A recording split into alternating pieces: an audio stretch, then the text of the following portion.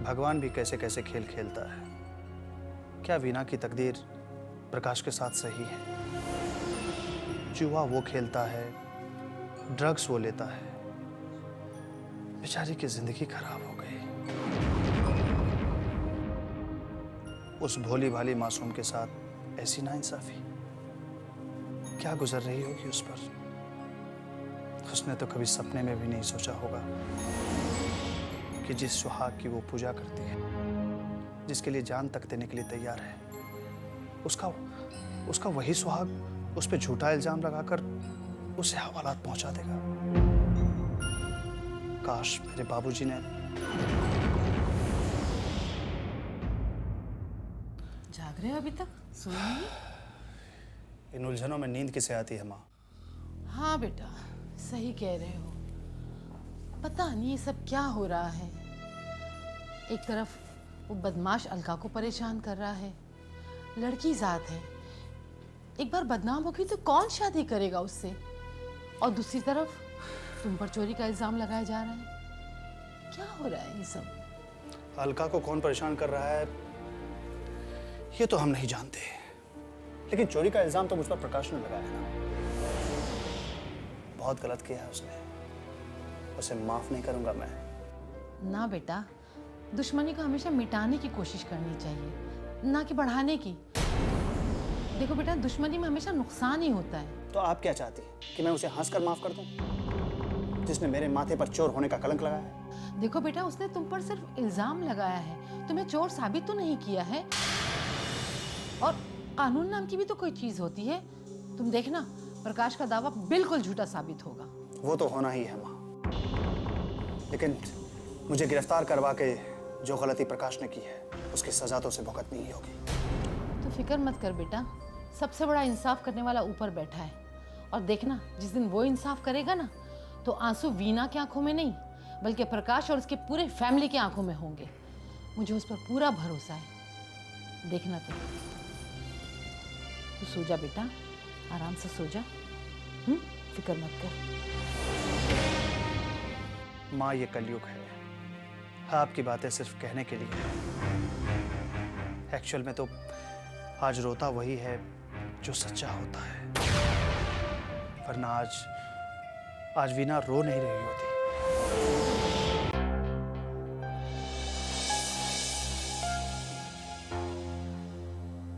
दीदी, दीदी, मैं यहाँ कैसे? तुम बेहोश हो गई थी। तुम्हें समझा रहे थे ना कि कुछ खा लो, लेकिन तुम मानी नहीं। देख लिया नतीजा। चाचा जी, लाला जी कैसे हैं? ओ लाला जी बिल्कुल ठीक हैं। क्या मेरे लाला जी ठीक है? हाँ वीना पुत्र, तुम्हारी भक्ति जीत गई। दीदी कहाँ जा रही हो? लाला जी से मिलने।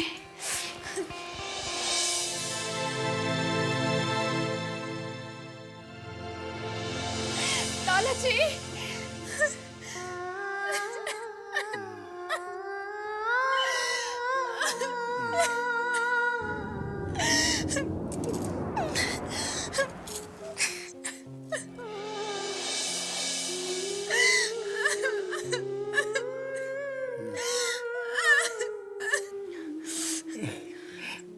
आ गई मेरी बच्ची, आ गई तुम। हे राम, हे भगवान।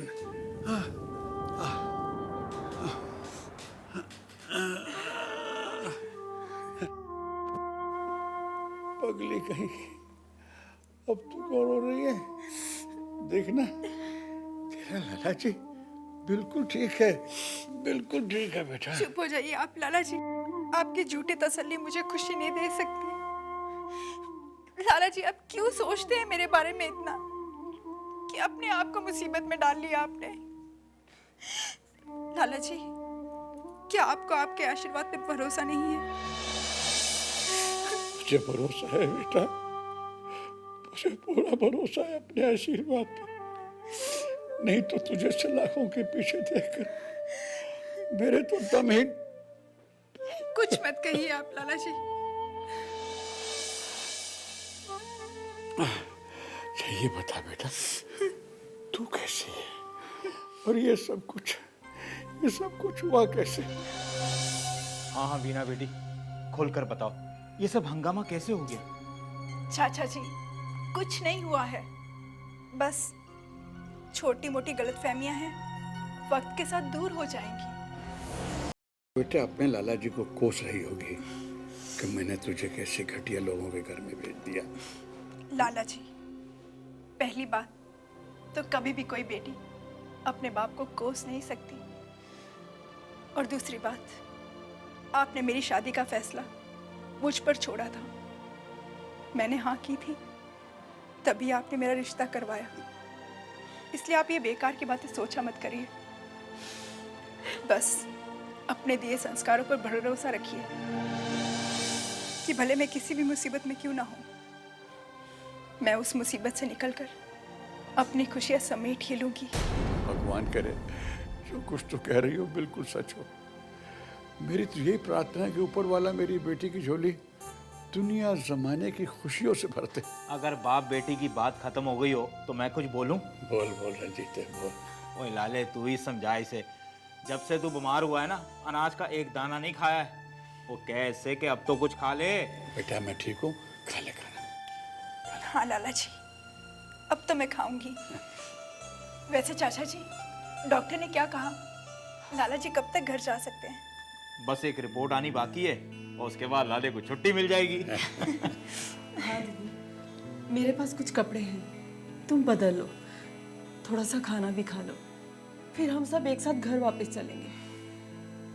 नहीं वंदना, मैं घर से हॉस्पिटल आने के लिए निकली थी और कहीं नहीं जा सकती, सीधा घर ही जाऊंगी।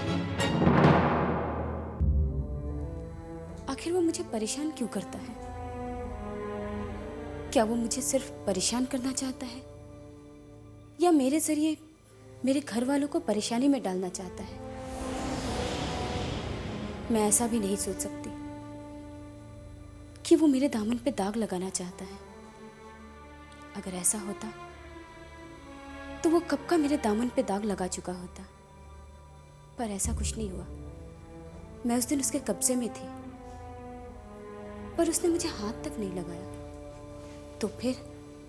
अलका, हाँ भैया। किससे अकेले में बातें कर रही हो? नहीं भैया, वो बस ऐसे ही।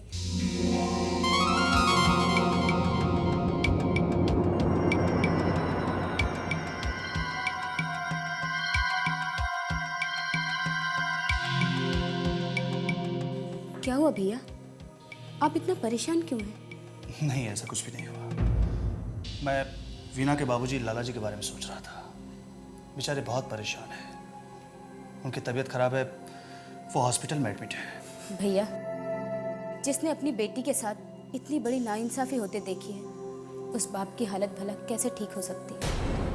अलका, प्रकाश और उसके घर वाले गलत हैं ये मैं जानता था, लेकिन वो लोग इतने गलत होंगे मैंने कभी सोचा भी नहीं था। अब तो इस बात का डर है कि प्रकाश की पहली बीवी के साथ उन लोगों ने जो किया, कहीं वो वीना के साथ ना करे। भैया, आप उन लोगों को उनके हाल पर छोड़ दीजिए। पहले भी आप उनके मामले में दखल देने का नतीजा देख चुके हैं। मैं भी सोचता हूँ कि ऐसा नहीं सोचूं, लेकिन क्या करें अलका, दिल नहीं मानता। रह रहकर हमेशा यही ख्याल आ जाता है कि लाला जी की परेशानी की वजह कहीं ना कहीं हमारे डैड ही हैं। आखिर कब तक आप इन सब बातों को दिल से लगाए रखेंगे? सब बातों को भूल जाइए। वैसे भी अगर आप मदद करना चाहेंगे तो लाला जी आपसे मदद नहीं लेंगे। आपकी ये कोशिश उल्टा आपको कोई ना कोई इल्ज़ाम देकर ही जाएगी। हो, खाना बनाना भी बड़ा मुसीबत का काम है। काम करती जा रही हूँ, काम है कि खत्म होने का नाम ही नहीं लेते। बेटी, तेरी तो किस्मत ही खराब है। कहने के तो तू बहू वाली बन चुकी है, पर बहू का सुख तेरी किस्मत में नहीं। वाकई माँ, मैं बड़ी बड़ी बेकार तकदीर लेकर आई हूँ। पहली बहू थी, वो तो मेरी बिल्कुल मुसीबत खड़ी कर दी उसने, और दूसरी, ये तो उसकी भी दुगनी निकली। माँ जी। किससे पूछकर आई हो? पर माँ जी। किसकी माँ जी? कौन सी माँ जी? हाँ, कल तो मेरी बात काट कर बड़ी मटक मटक कर चली गई थी। मैंने कहा था ना, कहा था ना तुम्हें कि एक बार घर से पैर बाहर निकाला तो वापस मत आना, कहा था ना। बहू कहीं नहीं जाएगी, ये यहीं रहेगी, सुना तुमने? आज आप बीच में मत बोलिए, ये गलतियां पे गलतियां करती जा रही है और आप इसकी तरफदारी करते जा रहे हैं। मैंने उस दिन भी इसको कहा था कि मेरे पूछे बिना घर से बाहर नहीं जाना। ये चली गई और ये अब यहाँ नहीं रहेगी। माँ जी, मेरे लाला जी की हालत बहुत खराब थी। मैं उनकी बेटी हूँ, मैं कैसे न जाती उनसे मिलने। उनके लिए मेरे कुछ फर्ज हैं।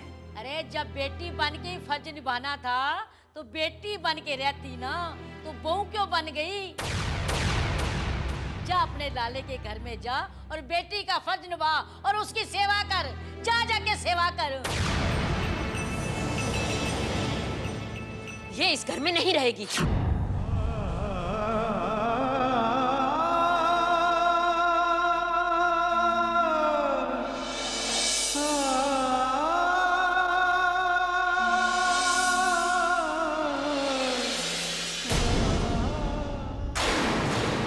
संगीता, मैं तुम लोगों की आज तक हर मनमानी बर्दाश्त करते आया हूं, लेकिन आज मुझे मजबूर मत करो कि मैं अपनी बर्दाश्त से भी पार हो जाऊं।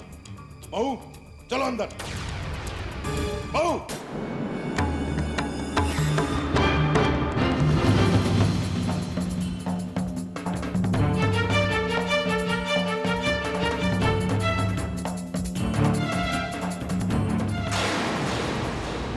देखो वंदना बेटी, तुम अपने चेहरे से ये परेशानी हटाने की कोशिश करो, वरना परजाई को शक हो जाएगा। और तुम अच्छी तरह जानती हो कि जिस हालात का सामना हम लोग कर रहे हैं, अगर उस हालात की परछाई परजाई पर पड़ गई तो वो बर्दाश्त नहीं कर पाएगी। रंजीता ठीक कह रहा है बेटी, जो कुछ हो गया सो हो गया, उसे एक सपना समझकर भूल जाओ बेटा, दिमाग से निकाल दो। सिचुएशन का हमने बड़ी मुश्किल से सामना किया। तुम्हारी माँ बहुत भावुक है, अपने बच्चों का दुख बर्दाश्त नहीं कर पाएगी। चिंता मत कीजिए लाला जी, मेरी वजह से माँ को कुछ भी पता नहीं चलेगा। लेकिन आप लोग ये तो सोचिए कि माँ को बताना क्या है। हाँ लाले, ये तो सोचना ही होगा। परजाई सवाल तो करेगी कि हम वहां क्यों गए थे और 2 दिन वहां क्या कर रहे थे। अब मेरे पास माँ के सवाल का एक जवाब तो है। किसे जवाब देने का सोच रही है?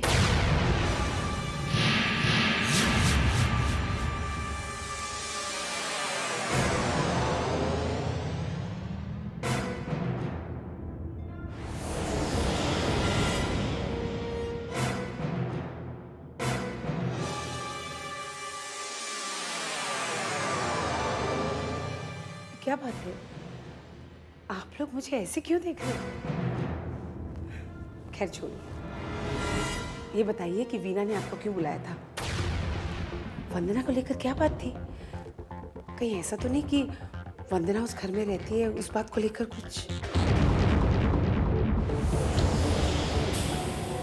ओफो माँ, एक साथ इतने सारे सवाल।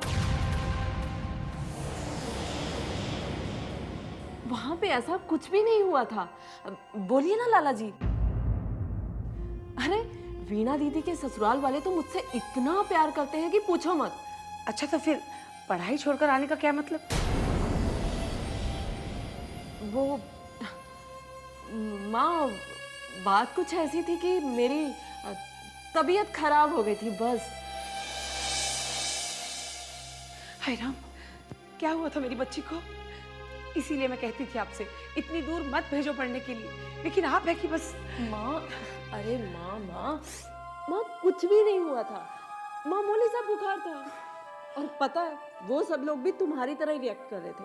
कुछ भी तो नहीं हुआ था। बस पता नहीं, सब लोग ऐसा करने लगे जैसे मुझे कोई बहुत बड़ी बीमारी हो। बस इसलिए लाला जी को भी फोन करके बुला लिया। पता है माँ, ये दोनों भी वहां जाके फंस गए थे।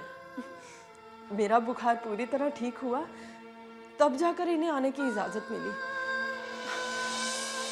और मुझे लगा कि तुमसे मिलने का यही एक मौका है, तो मैं भी इनके साथ आ गई।